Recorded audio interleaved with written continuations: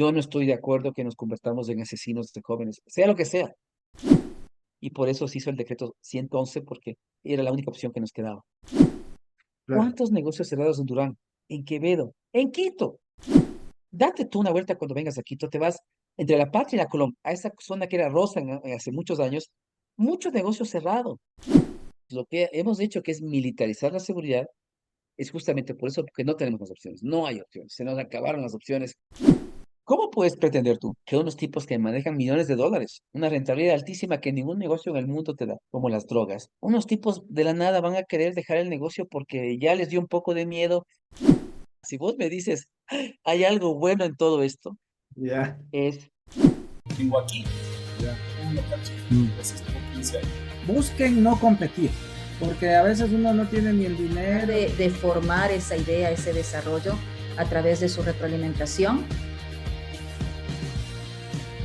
Mi querido Jean-Paul, qué gusto tenerte en Cracks. Bienvenido. pues contento de estar el día de hoy contigo y de compartir otras experiencias de nuevas, ¿no? Que es un poco lo que seguramente le interesará a la audiencia del programa. La Policía Nacional sacaba en días anteriores unas métricas de los 30 cantones con las, las, los datos más altos en cuanto a violencia. ¿Cuáles consideras tú que son esos factores detonantes que hacen que existan estas asimetrías en los territorios? Hay zonas en las cuales la criminalidad es, es muy fuerte y hay zonas en las cuales tú puedes vivir bastante seguro. Pero todos somos ecuatorianos, o sea, las condiciones son más o menos similares, pero realmente no todos somos iguales de cara a la criminalidad. No es lo mismo, ¿no es cierto?, nacer y vivir en Durán que nacer y crecer, ¿no es cierto?, en una zona rural de Riobamba, por ejemplo, donde realmente tus preocupaciones van a ser mínimas, ¿no? O sea, máximo, chuta, que te atropelle un carro, o que alguna se robe una vaca, qué sé yo, no sé. Pero realmente en Durán te juegas la vida todos los días. Todos los días te juegas la vida. Entonces, y pues te decía el rol del azar y la suerte, no es lo mismo vivir en una zona como Esmeraldas, en un barrio pobre de Esmeraldas, a vivir en una zona como la República de El Salvador, ¿no es cierto? Donde, claro, digo, lo máximo que te va a pasar es que te caigas de la ducha y te dé un derrame y chao. Entonces son cosas completamente distintas, ¿no? Y que es un tema preocupante, ¿de acuerdo? Entonces, veamos justamente la problemática de todo lo que ha pasado en estos 3 años, 2 años, 3 años, donde comenzó la violencia extrema en el Ecuador. Y me gustaría saber lo que tú piensas, en cambio, porque lo he planteado en varios foros. Hay gente que está de acuerdo y gente que piensa que estoy loco yo. Y después vas a ver el por qué. Y de lo que me has preguntado está muy conectado con lo que te voy a decir, está muy conectado. Y pues eso me gusta mucho porque me has hecho preguntas que yo creo que resolverían los temas de violencia en el Ecuador, de criminalidad en el Ecuador. Entonces te voy a explicar un poquito todos estos temas en detalle y para que tú veas que todo lo que hemos conversado desde que arrancamos esto tiene razón de ser. Primera cosa que es interesante, ¿no? O sea, que es Ya. realmente, digamos, preocupante, ¿sí? Es que no tenemos salida en el Ecuador. Por eso cuando tú me decías, a veces estas preguntas del futuro y qué tenemos que hacer para el futuro, el gran problema es que actualmente en el Ecuador estamos en un estado de no futuro. Lo que nos caracteriza es el no futuro, porque el decreto 111 que acaba de firmarse, se lo firmó porque no teníamos opción, no tenemos opción. La única opción que tenemos es realmente que Fuerzas Armadas pueda ser efectiva y pueda neutralizar a las bandas y salgamos del estado de indefección en el que estamos. Entonces yo siempre usaba esta metáfora también que usé contigo de Sila y Caribdis, que es este barco que pasa por una zona muy estrecha, ¿no? Entonces si el barco gira mucho a la izquierda, se da contra las rocas y se destruye. Y si va mucho a la derecha, cae en un torbellino y se ahoga todo el mundo y también es el fin del barco. Y yo también usaba la metáfora y decía, pero el problema es que estamos en un barco que se está incendiando. Y tú sabes que si no saltas, te quemas, pero si saltas, te ahogas porque no sabes nadar. Y dices, entonces, ¿qué solución hay? Y estamos así. Entonces, lo que hemos hecho, que es militarizar la seguridad, es justamente por eso, porque no tenemos las opciones. No hay opciones. Se nos acabaron las opciones. Fuimos tan malos en los temas de política pública de seguridad en los últimos años que no tenemos opción. Y la única opción que tenemos es decir que tenemos un conflicto armado en Ecuador. Mira que inclusive nuestra imagen internacional se va al piso. Los que querían venir acá de vacaciones, invertir acá, ¿cuándo un inversionista va a meter plata en un país que tiene un conflicto interno? O sea, debería estar un poco loco, ¿no? ¿Y cuándo un turista querrá venir a un país donde hay coches bomba, hay sicariato y o sea, hay canales de televisión que son ocupados? O sea, nadie. Entonces, pero nos vimos obligados a esto, ¿no? A decretar esto porque no teníamos más opción. Ujú, Y lo triste también de esto es que antes en el gobierno de Lazo se despidió el decreto 730 que ya facultaba y exigía al Comando Conjunto que las Fuerzas Armadas operen con la policía, y eso es mayo del 2023. Hemos perdido casi un año que tranquilamente ellos podían haber operado y no quisieron operar. Pero ahora entendemos todo porque ellos no iban a operar hasta no tener todas las garantías del caso. Y aparentemente este decreto 111 les da ya esas garantías que ellos tanto esperaban. Y por eso han decidido actuar, hemos visto ya varios operativos y eso ha sido interesante, ¿no? Pero mira dónde se conecta con lo que hemos hablado, porque yo estaba en discusión con algunos amigos que tenemos en común y yo decía pues que la solución para la inseguridad no está en irles a matar a esos jóvenes. ¿Por qué estamos pensando y estamos tan seguros que la única vía que tenemos es ir a matarles a todos? ¿Acaso esos jóvenes de 17, 18, 20 años no tienen otras oportunidades? ¿No deberíamos darles otras oportunidades? Entonces, yo siempre digo, ¿no? ¿Qué pasaría si les diéramos a estos chicos varias opciones? Les dirías, verás, te podemos dar una beca de estudio en una universidad muy buena, te podemos dar un capital semilla para emprender, o te podemos, qué sé yo, colocar en una entidad para que tú desarrolles tu potencial, o cuarto, ¿no es cierto?, entras a un grupo criminal. Yo no estoy seguro que todos los jóvenes decidan de una irse al grupo criminal. Yo creo que si ellos se introducen en esto es porque no tienen opciones. mm, Y eso es culpa del Estado, es la ausencia del Estado en muchas zonas. Hemos abandonado a esta gente a su suerte. Cuando yo hacía estos viajes en la zona de frontera con Colombia, en Esmeraldas, por los temas de minería ilegal, tú te dabas cuenta que esa gente no tenía nada, no tenía nada a qué dedicarse, o lo que se dedicaba realmente le permitía tal vez sobrevivir, pero no le permitía tener una vida digna, tener un tema de movilidad social, mandar a sus hijos a la universidad, qué sé yo, tener una mejor casa. La gente sobrevivía. Entonces, yo siempre digo, los temas de seguridad pasan por los temas de emprendimiento, los temas de economía, los temas de transformación, porque esos jóvenes, yo no creo, por lo menos me resisto a creer que esos jóvenes haya que irles a matar con militares. Porque tú has visto, cuando fueron a TC Televisión, estos chicos eran algunos menores de edad, ni siquiera tenían 18 años. Entonces, ¿cómo podemos pretender como sociedad en que tenemos que matarles a todos? Porque eso está en el discurso ahorita de la gente. Yo me peleo con mucha gente porque todo el mundo pide eso, pide que les maten y les arrastren y que... Yo digo, pero ¿será que nos hemos vuelto en una sociedad tan violenta e incivilizada que hemos normalizado la muerte y que queremos la muerte y buscamos la muerte y no nos importa matar a chicos, como te digo, de 16, 17 años, a pesar de que son criminales, claro que sí, pero yo creo que sí tenemos la opción de rehabilitar a esa gente. Mira el modelo Bukele no sostenible. Él nos plantea cárceles de 40.000 personas donde estos chicos de 18 años van a pasar 40 años presos. ¿Te imaginas? O sea, van a salir cuando tengan 58 años. ¿A hacer qué? ¿A hacer qué? ¿Y quién va a financiar la vida de estos tipos durante 40 años en una prisión? Es absurdo. Y además, si pensamos que no los podemos revelar, ¿para qué les tenemos presos? Mejor les eliminamos, ¿no te parece? Entonces, yo me resisto a creer que ese sea el camino. Yo creo que ellos están ahí porque no conocen, como te digo, el chico que nace en Durán lo único que conoce es la violencia, lo único que conoce es el crimen, lo único que conoce es la droga. No tiene otras opciones. Nadie ahí tiene movilidad social. Y esto explica por qué los grupos criminales son tan fuertes, ¿no es cierto? Hoy también peleamos sobre el numérico de estos grupos. mm, Y ahí me acuerdo, Fernando Calón hablaba de 50.000, que me parece una locura. Yo creo que deben ser unos 20.000, tal vez, quién sabe, 25.000, pero no es un dato menor. O sea, claro, no estamos hablando de que estamos peleando con 100 personas. claro. Estamos peleando con miles de individuos en todas las provincias del país. Entonces, no es un dato menor en todo caso, ¿no es cierto? Y además, mira que la mano dura no ha funcionado en Colombia, no ha funcionado en México. Llevan 23 años de guerra con el narcotráfico. Colombia lleva 60 años de lucha contra el ELN, las disidencias, el cartel del Golfo. En Brasil, por ejemplo, yo recuerdo impresionante, ¿no? No sé, tú viste las películas de La Ciudad de Dios, tropa de élite, donde la policía militar va a las favelas a matar a los jóvenes. Tampoco ha funcionado, porque esa no es la solución. Hay violación de derechos humanos, hay excesos. Y yo recuerdo, estuve con medios chilenos ahora, y ellos decían, pero ¿por qué les están dando tantos prebendas a los militares? Ojo, esto puede desencadenar en violación a derechos humanos. En Chile es imposible que Fuerzas Armadas den seguridad interna. Eso está prohibido por la Constitución. En Argentina igual. Los militares no pueden entrar a seguridad interna, ¿cierto? Entonces, pero nosotros lo estamos haciendo, pero como te digo, porque no tenemos Ya no opción. tenemos Y, opciones. y, cuán- claro, y no sabemos cuánto va a durar, porque sería chévere decir, bueno, no, va a ser 2 semanas. Es como la pandemia, acuérdate, Marlo. Claro. A mí también en la pandemia, no sé si tú me preguntaste, otra gente me preguntaba, me decía, pero ¿cuánto va a durar esto? Yo me acuerdo una cosa muy chistosa. Tenía una persona que conocí por otro amigo acá, que era wedding planner,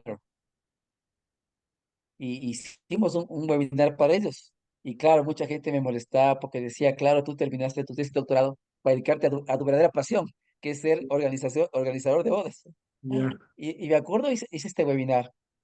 Y la pregunta que me decían, oye, ¿cuánto va a durar esto? Y les dije, por lo menos 2 años. Y te juro, el silencio sepulcral de toda la gente conectada. Porque claro, ellos pensaban que yo les iba a decir, vean, tranquilos, en una semana nos van a sacar y en una semana se reactiva todo. Así que tranquilos. Claro, es que no. Y lo mismo es en este tema. Si vamos a una guerra implica tiempo, recursos, capacidades. Y si ellos contraatacan, esto va a durar mucho tiempo. Como te dije, a México le está tomando 23 años y hasta ahora no salen. Y no van a salir porque la única forma realmente de que tenemos que salir de esto es la legalización. Es triste decirlo, pero es una política regional de legalización donde Colombia, Ecuador, Perú planteen eso, ¿sí? Uruguay lo hace. Uruguay tiene legalizado ya la marihuana. Uruguay exporta cannabis, gana dinero, cobra impuestos de las ventas que se hacen en los lugares autorizados. Seguramente tenemos cosas que aprender de los uruguayos. Canadá tiene un programa también de legalización de drogas duras, un plan piloto sobre 3 años. Eso es lo que hay que hacer, porque realmente el narcotráfico no es un problema de seguridad. El narcotráfico es un problema económico. Primera clase de microeconomía. O sea, ¿qué te dicen? Si la oferta baja, que es atacar la oferta que estamos atacando a los carteles, pero la demanda sigue siendo alta, el precio es alto, porque tienes un montón de demandantes para una oferta pequeña. Es lógica, es microeconomía, pero no entendemos eso. Y seguimos atacando únicamente la oferta cuando la demanda afuera es inmensa. Entonces, ponemos los muertos en un problema que no es nuestro. Ese problema no es nuestro, pero nos hicieron creer que era nuestro, y por eso el Plan Colombia, el financiamiento de la guerra contra el narcotráfico, cuando es un problema de los americanos, es un problema de los australianos, de los japoneses, de los franceses. Ese no es nuestro problema. Entonces, yo diría, como serie de Netflix, habría que verse el Breaking Bad, ¿no es cierto? Porque lo que nos va a salvar es que la demanda de drogas se vaya hacia el consumo de las drogas sintéticas, el fentanilo. Ya. Nosotros no somos competitivos para tener laboratorios de fentanilo. Entonces yo entre chiste y broma les decía a veces en los webinars, charlas, les digo, a sus hijos no les manden a estudiar medicina, que abogado, mándeles a ser ingenieros químicos, a los Breaking Bad, ¿no es cierto? Esos ingenieros químicos que hacen las drogas sintéticas.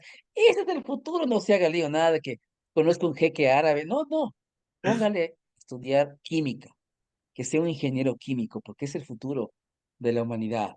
Entonces, pero eso es lo que nos puede salvar, o sea, es tenaz. Entonces, la militarización no tiene solución, no es solución, nos hemos visto obligados, no ha funcionado en otros países, y, y no estamos seguros si la victoria puede ser rápida, ¿no? Porque yo decía hoy en la tarde en la radio, el periodista me decía, oye, pero ya se ha calmado esto, ¿no? Estamos capturando, están mandando mensajes de que quieren la paz. Les digo, cuidado, esa puede ser una estrategia para que nos cojan, ¿no es cierto?, desprevenidos, confiados de que esto ya se acabó. Y hay una frase de Nicolás Taleb que a mí me gusta mucho.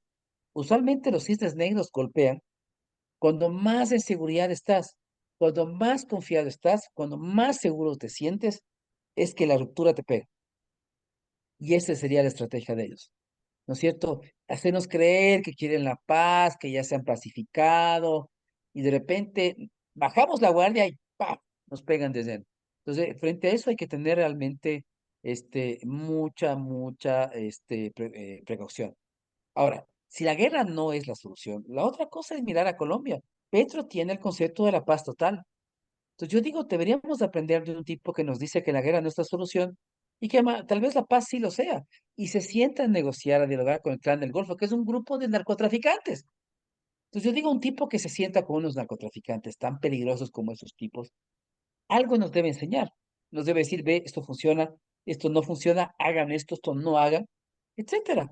Entonces, yo sí creo mucho en el concepto de no de la negociación, porque hay varias, sino de la pacificación. Deberíamos tomar medidas para pacificar. Yo siempre he dicho, cualquier estrategia que nos permita salvar una vida o 10 vidas, eso es lo que vale. No importa lo que sea, pero si nos permite salvar la vida de una persona, ese es el camino a seguir, ¿sí? Porque también podemos hacer la paz mafiosa que Bukele hizo, ¿no? A veces la gente se deja obsesionar por el modelo Bukele. Entonces dice, sí, Bukele, que no. Pero Bukele negoció con los jefes de las maras. Claro que tiene sus hermosos videos de marketing. Yo decía, Lazo, ojalá le contrate al comunicador de Bukele, ese tipo es un genio. Pero no es la verdad. Bukele negoció con las cabezas de las la Salvatrucha, la 18, y a cambio de esas prebendas que les dio a los jefes de las maras, no a los de abajo, que son los que están en las cárceles, ellos pacificaron las calles y dejaron de matar gente, la tasa de homicidios bajó, pero eso no es gratuito. Bukele tiene una demanda en la Fiscalía de Estados Unidos por paz mafiosa, porque es exactamente lo que él hizo. Y ya te digo, las cárceles tampoco son una solución, porque si no tenemos el control de las cárceles, evidentemente de nada va a servir que tengamos cárceles nuevas. Les vamos a dar juguetes nuevos, nuevos centros de operación, para que ellos hagan lo que quieran. Entonces, estas cárceles no van a funcionar hasta que no tengamos control. Y las barcazas tampoco. Es que yo digo, en políticas públicas de seguridad, siempre vamos al revés. Estados Unidos acaba de cerrar la última cárcel que tenía en el Bronx, Nueva York. Inglaterra tiene un barco, pero es para tránsito temporal de migrantes ilegales. Pero nadie tiene estas cosas y nadie nos puede decir que funcione. Yo no sé quién le fue a vender esta idea al presidente, pero en su plan de gobierno no está. Y retomando un poco lo que hemos conversado, mira, interesante, cuando si tú vas al CNE, al plan de gobierno de Novoa, que está colgado y cualquier persona se puede descargar, esa parte de seguridad es súper técnica y es increíble porque él habla mucho de la relación seguridad y desarrollo. Y él dice claramente que la forma de salir de la violencia es a través del emprendimiento, es a través del empleo, de los temas productivos, económicos, no a través de la guerra, no a través de la mano dura. La mano dura no está en su plan, la militarización no está en su plan, el conflicto interno no está en su plan. Él habla de tolerancia, de resolución pacífica de conflictos, de mediación, imagínate. Eso es lo que habla. Entonces, yo siempre decía, cuando veía esa parte del plan de seguridad de Novoa, decía, el tipo que escribió eso, él debe ser el ministro del Interior. Ese tipo sabe y habla bien y conoce bien profundamente este tema. Él es el que tiene que salvar al Ecuador. ¿O será que eso escribió el ChatGPT? No lo sabemos, porque cuando queremos saber el plan Fénix, tampoco existe. No está el plan Fénix, ¿no es cierto? Y mira que es súper chistoso, pero faltando 2 días para que Lazo termine la presidencia, hizo un plan de seguridad y yo lo tomé, yo leí y me pareció fantástico. Y cuando lees el diagnóstico, el metástasis no es una sorpresa. Es realmente la crónica de una muerte anunciada, el metástasis. Mm. Y hay como 50 páginas de estrategias y de política pública en seguridad. Entonces, yo si fuera el presidente, cogería ese documento, le cambiaría de colores, de letra, lo que hacen a veces los chicos, ¿no es cierto?, cuando no quieren hacer trabajos. Entonces, cogen el del compañero, le cambian la letra, el color, y dice, ya está. Y listo, ahí está el plan Fénix. Y no me haría mucho lío, ¿no es cierto? Entonces, pero es complicado. Ahora, el otro tema que es interesante del tema de la cooperación internacional. Hoy me preguntaban los chilenos de la mañana, tenemos que decir, por Dios, ayúdenos todos los países del mundo, que sea en equipamiento, en dinero, en inteligencia, en logística, en todo, ¿sí? Mientras más ayude, mejor nos va a ir. Lo que no podemos hacer es traer tropas, porque nuestra constitución impide las bases extranjeras y además impiden que los extranjeros pernocten y usen bases ecuatorianas. No se puede hacer. Entonces, cualquier tropa que venga de otro país tendrá que hacer algo que los gringos conocen como el prehension attack, que son los ataques preventivos, lo que pasó en Angostura con los colombianos. O lo que hicieron en Irán, me acuerdo con un general. Ellos van a Irán, ven su blanco, lo neutralizan y salen. Duración de la operación, 2, 3 minutos. Es el tiempo que se queda, porque tendrán que quedarse el día. Es decir, podemos tener tropas argentinas, chilenas, lo que tú quieras, pero no Ujú. pueden quedarse en Ecuador.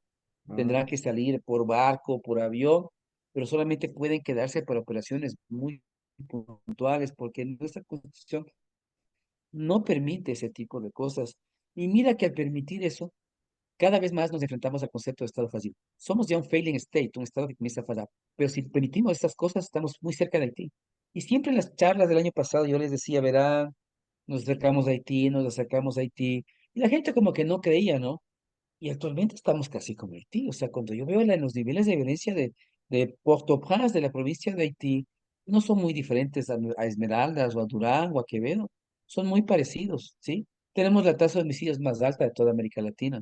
Somos el país más violento de América Latina, por encima de Haití, de Honduras, de Nicaragua, de Venezuela, de todo lo que te puedas imaginar. O sea, nuestro caso realmente es grande. La cantidad de negocios cerrados, ¿no? O sea, si tuviste como estamos en temas económicos, Claro, ¿cuántos negocios cerrados en Durán, en Quevedo, en Quito? Date tú una vuelta cuando vengas a Quito, te vas entre La Patria y la Colón, a esa zona que era rosa hace muchos años, muchos negocios cerrados, muchos negocios cerrados. Entonces, en el centro de Quito, sin vida. A las 6 de la tarde la gente ya cierra los locales comerciales. El centro de Quito no tiene vida en la noche, porque realmente es demasiado peligroso. Entonces, es realmente preocupante todo eso, ¿no? Entonces, yo no creo que la solución sea matar a los jóvenes. Yo no creo, hay mucha gente que piensa eso. Entonces digo, oye, entonces regresemos a la etapa de los nazis, pongamos campos de exterminio y les damos gas, ¿no es cierto? O sea, ¿para qué perder el tiempo? Yo no creo en eso, yo creo que realmente tenemos que ofrecerles oportunidades a los jóvenes. Y eso mira que ni siquiera debería ser una carga para el Estado. Esas becas deberían venir del sector privado. Esos capitales semillas deberían venir del sector privado, ¿no es cierto? Es decir, vamos a construir la seguridad a través de esto. Pues la universidad, ¿no es cierto? La UTP, que conozco bien, tengo muy buenos amigos, Universidad Excelente Loja. Ellos podrían dar becas de estudios a estos chicos desmovilizados, darles otras oportunidades de vida porque no las tienen, ¿sí? O darles capitales semillas para que pongan negocios. Yo he conocido desmovilizados en Colombia que tienen empresas legales y les va bien. Y ya no han empezado y ni han vuelto a delinquir y están en procesos ilegales. Yo creo en ese tema de la reinserción y rehabilitación. De lo contrario, ¿de qué estamos hablando? Yo no creo que realmente estemos haciendo las cosas correctamente, ¿no? Cristian Zurita también hablaba de este trueque. Decía que entregan las armas y les damos un dinero, les damos ayuda, seguimiento, mentoring, ¿no es cierto? Lo que tú conoces bien, tú eres un coach. Hagámosles coach, mentoring, cambiemos la mente a estos chicos para que quieran hacer cosas diferentes. Pero si no tenemos fe en ellos, ¿de qué estamos hablando? O sea, ¿para qué les vamos a encarcelar a unos chicos que pensamos que no tienen futuro, a unos chicos que pensamos que no se van a poder rehabilitar? Me parece que eso es absolutamente fuera de sitio, ¿no? Y mira, somos en contrasentido. En otros países, el porte de armas es restringido, el acceso a las armas ligeras es restringido. Y nosotros, en cambio, liberábamos. Lazo flexibilizó eso, entonces era al revés. Petro acaba de despenalizar el tema del consumo de drogas y nosotros aquí queremos criminalizar. Echamos abajo una tabla de consumo. Entonces, todas las decisiones que hemos tomado, estamos al revés de lo que se hace a nivel internacional, al revés de lo que dicen los indicadores internacionales de seguridad. Entonces, mira esta otra política que Colombia, ahorita nos queremos pelear con Colombia. Cuando más necesitamos de los colombianos, nos queremos pelear. Entonces le decimos, o sea, es que es absurdo, ¿no? Le decimos a Colombia, ¿sabe qué? Les vamos a expulsar a 1.500 delincuentes y les vamos a dejar ahí. O sea, eso es inaudito. ¿Y Colombia qué fue lo que dijo? Verá, primero, usted y yo tenemos un contrato de repatriación, es otra figura. Y eso se hace uno por uno y se estudia cada caso. Y de ahí, el año pasado se presentaron 10 casos. 7 aceptó Colombia y esa gente se repatrió. ¿Usted quiere traerme 1.500 personas? Jamás, ¿no es cierto? Porque es una figura de expulsión. Entonces, ¿qué implica? Mira, para los presos, el paraíso. Porque si a mí me condenaron a 15 años de cárcel y yo acabo de cumplir 5 en el Ecuador y el presidente me deja en la frontera, si yo no tengo ninguna causa abierta en Colombia, soy hombre libre. Y es lo que dice la justicia colombiana. Esas personas llegan a la frontera, les vamos a revisar, pero si 1.000 de ellos no tienen ninguna causa abierta en Colombia, saldrán en libertad. Entonces, imagínate, yo maté gente en Ecuador, me dieron 15, 20 años de cárcel, ya cumplí 5, me regresan a Colombia y me dan la libertad. Entonces, los PPLs deben estar felices, porque no van a volver a la cárcel. Los únicos que le van a regresar a la cárcel son los PPLs que tienen asuntos pendientes en Colombia. Entonces, el tipo que mató también en Colombia, que robó, que extorsionó en Colombia y le tienen fichado, él regresa a la cárcel y tendrá que seguir un juicio en Colombia y le darán otra pena, porque es buscado en Colombia. Pero si esos tipos no son buscados en Colombia, son hombres libres. Entonces, imagínate, vamos a dejar en la naturaleza miles de personas que no sabemos si se quedarán en Colombia o vendrán otra vez ilegalmente a Ecuador, porque es lo que pasa. Con tantos pasos ilegales, esa gente va a regresar a Ecuador Claro. Salvaje. y no hemos resuelto absolutamente nada. Entonces, otro error más de política internacional que estamos justamente tratando. Entonces, mira que estas cosas son complejas. Tenemos una cultura de muerte, ¿no es cierto? No vamos a una cultura de vida. O sea, no pensamos que podemos rehabilitar, reinsertar a la gente. Tú sabes, tú debes conocer en los temas de responsabilidad social empresarial. Hay un indicador que se llama número de PPLs contratados. Yo te pregunto, ¿cuántas empresas en el Ecuador contratan PPLs? ¿Cómo se hace un seguimiento de ese indicador? Las empresas tienen responsabilidad en el tema de cárceles, pero realmente no se dan por enteradas o no lo quieren hacer o no saben que lo pueden hacer. Pero realmente ellas tienen una corresponsabilidad en los temas de seguridad, en los temas de cárceles, y yo creo que es una cosa que deberíamos realmente recordarles a esas personas. Entonces, ya para terminar, mira que podemos pensar que el presidente está haciendo eso por su reelección. Yo lo que creo es que se está jugando realmente el todo por el todo. Es, el todo, es como si vamos al fútbol, ¿no es cierto? En el partido Liga de la final que vimos hace poco, Liga se vuelca al ataque en los últimos 5 minutos y deja su arco vacío. Y inclusive el Dida se va como delantero porque quiere meter el gol de triunfo, pero deja todo afuera desprovisto. Y al primer contragolpe le van a meter un gol. Y es lo que nos puede pasar, porque si esto no funciona y la violencia aumenta y los muertos aumentan, todo va a perder credibilidad. Fuerzas Armadas, del presidente, por la falta de efectividad. Y chao reelección. Pero si esto realmente funciona, claro, ese catapulta al 2025 como el futuro presidente del Ecuador, pero por supuesto, porque él fue el único que implementó una estrategia que funcionó. Pero el riesgo es sumamente alto, porque ya te digo, o sea, yo decía en la entrevista en la tarde, decía, pero es que me parece extraño. ¿Cómo puedes pretender tú que unos tipos que manejan millones de dólares, una rentabilidad altísima que ningún negocio en el mundo te da, como las drogas, unos tipos de la nada van a querer dejar el negocio porque ya les dio un poco de miedo y no, esos tipos van a defender a capa y espada su negocio porque eso les genera una rentabilidad inmensa. Los carteles mexicanos, ¿tú crees que ellos van a aceptar que la gente aquí deponga las armas? Jamás. Y además ellos saben que los que depongan las armas no importa, tienen que quieren trabajar para ellos. Y 5.000 más que quieren ser sicarios y que van a matar por ese dinero del narcotráfico. Entonces, el tema no es tan fácil y no podemos confiarnos en función de lo que estamos viendo. Pero, y además, mira, mucha gente infiltrada, ¿no? Yo daba este ejemplo de México, cuando empezó la guerra contra las drogas con Vicente Fox en el año 2000, después de los 70 años de la dictadura perfecta del PRI. Este tipo dijo, se acabaron las amistades, los compadrazgos, yo voy a hacer la guerra contra el narcotráfico. Pero no pudo, porque se dio cuenta que sus policías militares, sus hombres de inteligencia, los ministros, todo el mundo trabajaba para los narcos. Hijo Es de que en ese tiempo había plata para todos. Entonces el PRI organizaba los carteles por zonas, dos grandes carteles, y había plata para el presidente, para los ministros, para los policías, los militares, la gente de inteligencia. Todos vivían felices en México. Por eso los niveles de violencia eran bajos. No había. Y el narcotráfico ya estaba ahí por lo menos 30 años, desde los 70. Y si tú ves la violencia en México, del 70 al 2000 no existe. O es muy pequeña, o es controlada. Esto se dispara desde el año 2000. Entonces, con el metástasis y todo lo que tenemos, imagínate lo que implica, ¿no es cierto?, meterte en una guerra con todo, cuando todo está infiltrado. Por eso decía que tal vez de traer tropas extranjeras era una solución, o gente de inteligencia de afuera, porque esa gente no está infiltrada, esa gente ya no está vendida al narcotráfico y tal vez podría tener mejores resultados que los nuestros, porque tú en una reunión de seguridad no sabes con quién puedes confiar.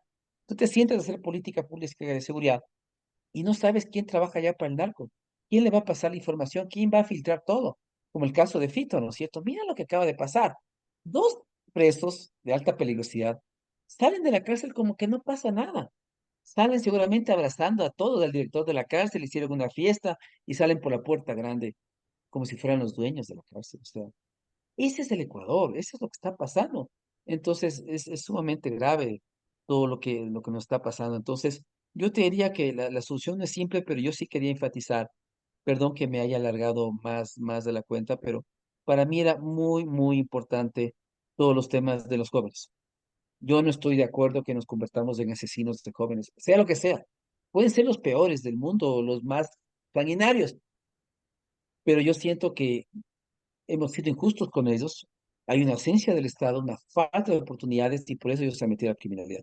A menos que empecemos un discurso con Locke, con Hobbes, con Rousseau, sobre si el ser humano es malo por naturaleza, ¿no es cierto? Los libros de Yuval Harari a veces lo de Jared Diamond también, pero yo me resisto un poco a creer esto. Yo creo que más bien la solución está por la pacificación, la legalización, el dar mayores oportunidades y no por el tema de militarización y de mano dura que no han funcionado en otras partes, ¿no? Pero como te digo, no teníamos opción y por eso se hizo el decreto 111 porque era la única opción que nos quedaba. No nos quedaban más opciones y es lo que está pasando en el país, ¿no? Qué salvaje este escenario. Y bueno, pues lo Ay, que, pero me faltó el bueno, perdón, me faltó el bueno. Ahora, si vos me dices, "Ay, hay algo bueno en todo esto, ya. es el escenario Medellín, ¿no es cierto? Nos Eso, encanta eso Medellín, te vos iba a sabes. decir. Ruta N, Ruta N, claro. Ruta N, la innovación social, o sea, una ciudad increíble como Medellín, además de mujeres espectaculares y todo. Aunque no es de las mujeres más guapas de Colombia, hay mujeres más guapas en Cali, en Barranquilla, en Ibagué. Solamente como dato, nada más, solo como dato para la gente que nos ve. Pero mira que yo les decía, alguien me decía, pero es que claro, le mataron a Pablo Escobar y todo cambió. Yo le dije, nada cambió. Pablo Escobar se murió y simplemente cogieron las rutas de él y se dividieron las rutas de los clientes, eso fue todo. Él fue simplemente, él era un proveedor. Él fue un tipo inteligente, muy vivo, ¿no? Él se dio cuenta que había una cosa que tenía una gran demanda en los Estados Unidos y dijo, yo puedo producir eso, yo puedo exportar eso. Y fue eso, un gran empresario, fue, sí, no que era un tipo del mal, era un tipo sin ética, sin valores, un tipo sanguinario, pero realmente como empresario y como un tipo visionario de los mejores, ¿no? Porque él se dio cuenta de la demanda de cocaína que había afuera, y él dijo, yo podemos podemos vender eso y con eso nos hacemos millonarios, que fue lo que pasó. El resto ya es un tema de ética, de valores que evidentemente nadie puede discutir. Pero en Medellín no se pacificó porque fueron los militares a las comunas a matarles a los jóvenes. A ellos les salvaron a través de la educación, por ejemplo. Si tú ves, si estás en Medellín, hay unos bloques grandes, inmensos en las montañas, bibliotecas financiadas con fondos internacionales. Entonces, a los jóvenes en Medellín les salvaron a través de la educación, de la cultura, del deporte. Y la empresa privada también se puso al hombro todo, se puso al hombro todo. Ellos dinamizaron la ciudad, comenzaron a sacar a sus jóvenes de la criminalidad y le apostaron al Medellín del futuro. Entonces, claro, el ejemplo siempre que yo quiero ver es eso, es apostarle a un modelo como el de Medellín. ¿Cuánto tiempo le tomó hacer eso a Medellín, volverse la ciudad más violenta, con una tasa de homicidios de 300 homicidios por 100.000 habitantes? Imagínate, 300. Nosotros tenemos 46. Ellos tenían 300 y así salieron. Pasaron de ser la ciudad más violenta del mundo a ser la ciudad en el 2013 la más innovadora del mundo. Es decir, desde la muerte de Pablo Escobar hasta el 2013 pasaron 20 años y Medellín pasó a ser la ciudad más innovadora del mundo. Pero le tomó 20 años. Pues significa que esto que nos está pasando va a demorar en recuperarse. No va a ser tan rápido, ¿no? A menos que vayamos, como digo, a la legalización, a la pacificación, al tema de oportunidades, que me parecen a mí caminos más rápidos, pero más complejos, pero la guerra no es la solución, la mano dura no es la solución, no ha funcionado. Y como digo, yo tengo mucho el tema de los contraataques de ellos, cómo ellos van a contraatacar, tienen armas de grueso calibre, tienen inteligencia, tienen logística, pueden comprar en varias ciudades, o sea, el tema no es fácil. Esfuerzos no es un tema rápido, no es un tema fácil. Lo único positivo es que esto nos ha unido. Es como el fútbol o la guerra del 95, ¿no es cierto? Ni un paso atrás y todos éramos ecuatorianos. Aquí está lo mismo. Y eso ha sido realmente increíble, ¿no es cierto? Porque si hay gente que piensa diferente, se ha unido y ha dejado de lado muchas cosas. Y ahora también hay que apoyar al presidente, no importa que esté tomando ciertas decisiones no muy correctas, pero le vamos a apoyar. Y vamos a ser un solo país y vamos a ayudar a los militares, a los policías, les vamos a aplaudir. Y somos ecuatorianos y ponemos mensajes de aliento, de esperanza. Excelente. Esa es la única cosa, de todo lo que nos está pasando, la única cosa que yo he visto positiva es eso, la unión que hemos logrado, la esperanza que hemos creado, digamos, sí, la motivación para salir de esto y que estemos todos del mismo lado, remando del todo lado, del mismo lado y que nadie esté por fuera. Eso me parece lo más increíble. Pero mira que Ha sido curioso, pero muchas de las cosas, soluciones que yo te planteo, están desde el lado del emprendimiento, de la innovación, de la economía, no están del lado de la militarización en los casos de seguridad, y eso lo hace muy interesante de todo lo que hemos conversado. Así que eso hasta ahí, Eh, Uno de las cosas claras que ponen sobre la mesa es de que esto va a tomar tiempo. Mm. Cuando hablábamos de la pandemia, no es sino 2 años después cuando empieza a haber la primera vacuna que llega, las vacunas, y con todo lo que eso significa. Parafraseando, le decía justamente a mi esposa, ahora en la tarde, digo, cuando uno salía de casa en pandemia, sabía que salir ya que con la mascarilla, que con el alcohol y manteniendo el distanciamiento correspondiente, pero y ahora, en estado de guerra, ¿cómo se supone que tienes que salir de casa? ¿Cómo sales de casa tú, Jean Paul, en este estado de en guerra? los actuales momentos, dices tú, ahorita. O sea, ¿qué medidas he implementado yo en los actuales momentos? ¿Eso Claro, me claro, dices? ¿cómo sales? Claro, en tiempos de pandemia, sabes que tu mascarilla, el alcoholcito, en fin, Claro. llegas de O la sea, calle, te sacas la verás, ropa. otra cosa que me gustó, te digo que me gustó el día miércoles que salí, es que me encantó una cosa, que me acordé de cuando yo salía de la pandemia, porque había que hacer compras y había que hacer cosas, ¿no? Porque si no te morías del hambre. Claro, Entonces, yo tenía la suerte de estar muy cerca de un centro comercial, de un supermercado, y claro, entonces yo tenía esa suerte, ¿no? Entonces iba a pie. Pero para mí lo más increíble era salir a la calle y no ver vehículos, y no ver casi gente. Para mí eso era el paraíso. Porque claro, antes de la pandemia era un desastre, ¿no? Los caos, el tráfico, las multitudes. Yo no sé tú, pero yo odio cuando hay mucha gente. Odio, me claro. parece insoportable. Y el miércoles que yo salí, porque tenía una reunión de trabajo en la tarde el miércoles, yo salí y te juro que hay un parque cerca que es el Parque de la Carolina. Y en un parque tan grande como ese, creo que en el trayecto que yo hice, que fue de unos 20 minutos, creo que vi 10 personas, con suerte. ¿En serio? 5, pero con suerte había 10 personas. En todo un espacio grande había 10 personas. Y en la calle casi no había carros. Y vos decías, oye, pero ¿qué pasó? ¿Volvimos a la pandemia o qué? Hay Y, otra pandemia. ¿Y por qué nadie nos ha avisado que hay otra pandemia? Pero, y después te digo, la gente no entiendo cómo, y lo más triste es que yo creo que la gente no aprendió nada de la pandemia. Salió peor de la pandemia. Las empresas igual, porque no entendieron que realmente debía mantener el teletrabajo en parte, ¿no?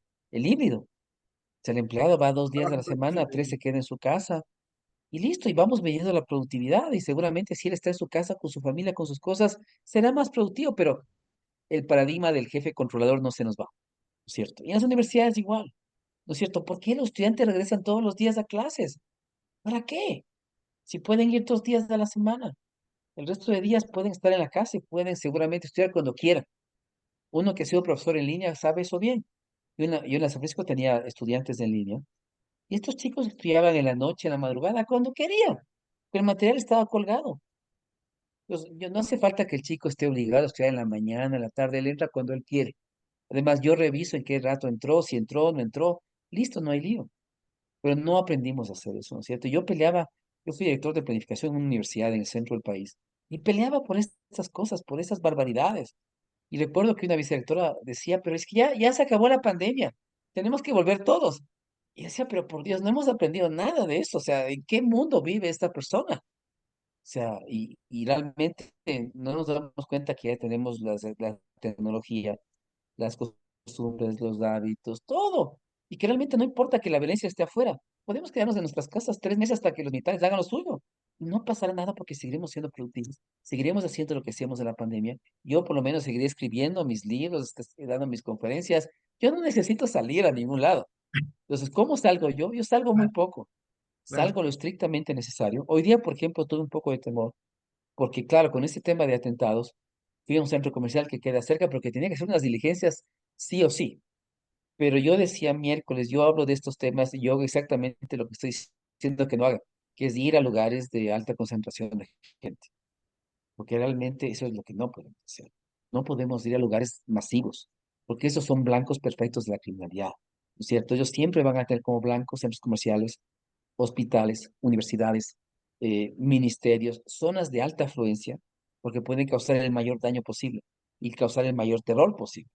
Entonces, uno debe salir lo que menos puede, lo esencial. Si uno puede hacer que las cosas traigan acá, que las traigan, ¿no es cierto? Trabajar aquí con el teletrabajo, etcétera, y exponerse lo menos posible hasta que esto ya se calme. Pero también tenemos que estar conscientes, como hemos hablado en este momento, que tal vez tarde mucho en calmarse.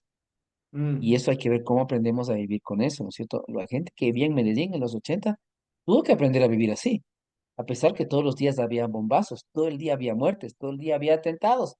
Entonces, pero tienes que seguir viviendo, no puedes tú cortar tu vida, ni deprimirte, ni dejarte caer. O sea, tienes que desarrollar dos conceptos que no hemos hablado. El uno que es la resiliencia y el otro que es la antifidad del libro de Nicolás Taleb también. Y yo aprendí eso haciendo kickboxing, que hago desde finales del 2020. Porque claro, tú golpeas, ¿no? Y tú crees que cada golpe que recibes o que das te debilita, pero es falso. Cada golpe que tú recibes te pone más fuerte. Yo cada vez que me duele la mano o me duele alguna parte por alguna cosa que hacemos o la pierna, no es que me siento más débil, me siento más fuerte. Entonces es muy chistoso, ¿ves? Cuando yo comienzo los entrenamientos me da flojera, o sea, no quiero hacer.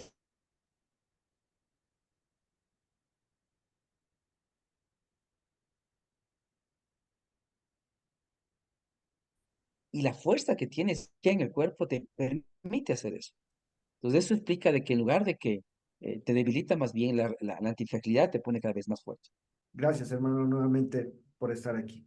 Gracias a ti. Un fuerte abrazo para ti, para la audiencia de tu programa, pues para la gente también de Loja. Chao, chao, chao. Suerte. Gracias.